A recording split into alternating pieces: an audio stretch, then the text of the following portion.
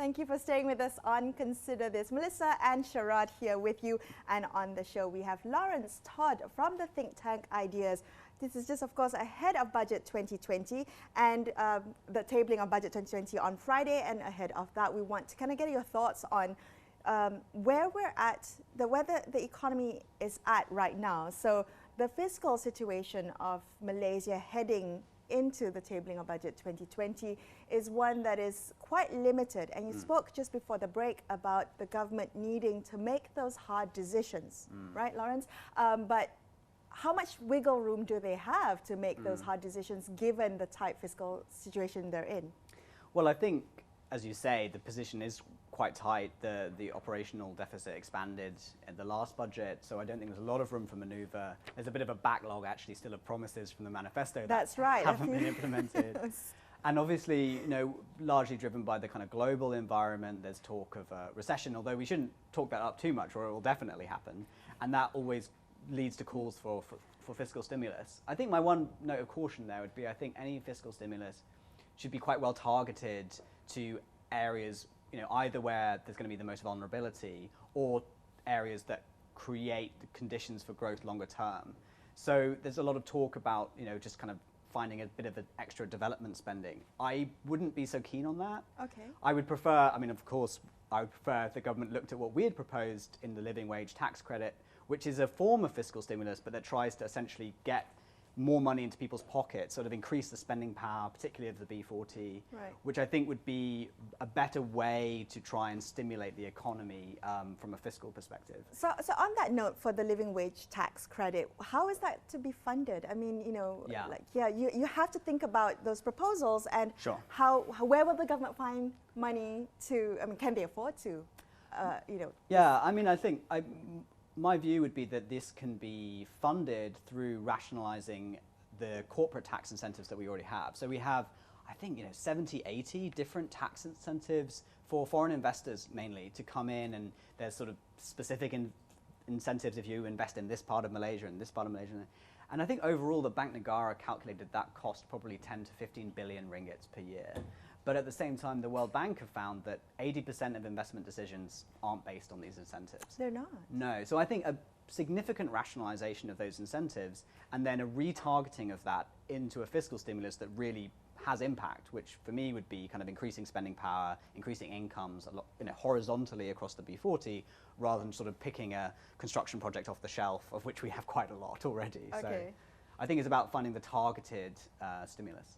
Right, and for many of us, I mean, who are not economists and laypersons who've never touched a textbook on economics since A levels, which is a long time ago, I do want to ask you, I mean, some of the strategies that you hear coming out in the press include, you know, selling of assets to kind of, you know, and so on and so forth. I mean, do you expect to see in this budget thinking about how government's going to get the money, if it's going to be based on, you know, the price of crude, so on and so forth going into the future? Do you expect that the government will think of divesting themselves? Since that's also something that one of your proposals, we've talked about. Yeah, I think, you know, when we talk about divestment, I think we need to distinguish between, I'm sure the government has assets that it could divest itself of, you know, parcels of land, you know, weird little companies it's acquired for whatever reason that it could look to divest, and then that money, yes, can be kind of offset against the debt. When we talk about the much more strategic issues of divestment, which is really what the government-linked investment companies, so Khazanah, PNB, what they might be doing, for me this is not a discussion that links to the debt, because that money is not the government's money to spend paying off the debt. That's like the people of Malaysia's money. So if that, I think the discussion there is more about what's the structure of the economy. Do we want to see such high government ownership? And how do we gradually transition from that? Now, as we transition from it, if that's what the government wants to do, pare down those holdings to try and stimulate the private sector, I don't think that money should be spent paying off the debt. I think it should be reinvested to generate long-term returns for Malaysian people, but that it should be a much more diverse portfolio, much more international in its focus. So for me, I don't pair the divestment question with the debt question so much. Okay. Very quickly, I also want to just, I mean, we have a little bit of time before that, but I want to get your thoughts on what you're expecting out of the Budget 2020. I mean, based on what you've proposed, how much are you expecting to see in Budget 2020 of this position paper from Ideas? Well, the one thing I would hope they'd look most kindly on is the living wage tax credit, because actually if you go back to the Buku Harapan, they originally promised that they would subsidise half the cost of a rise in the minimum wage up to 1,500 ringgit. Right. So what we've proposed is what we think is a slightly more affordable way of getting a bit higher beyond 1,500. So I hope they'll look on that favourably. If I'm being realistic, I don't think they're going to countenance kind of massive wholesale tax reform of the kind that we're proposing in this budget, at least. I suspect what we'll see is a tightening of some tax. You know, we saw a tightening of the SST with respect to digital services last year. I think we might see that applied to digital goods, or goods bought via digital platforms rather. So you might see these sort of technical changes, and then I suspect there will be some small fiscal stimulus. But my fear is it's a new development project somewhere, which I don't think would be the most impactful thing. Okay. And finally, I mean, the last few minutes that we have, when you look at this government, the Pakistan Harapan government now in a year and a half or so, philosophically, do you see any distinction between them and how the Barisan National thought about the economy, at least in terms of domestic capital, foreign capital, and the role of the state in regulating all that?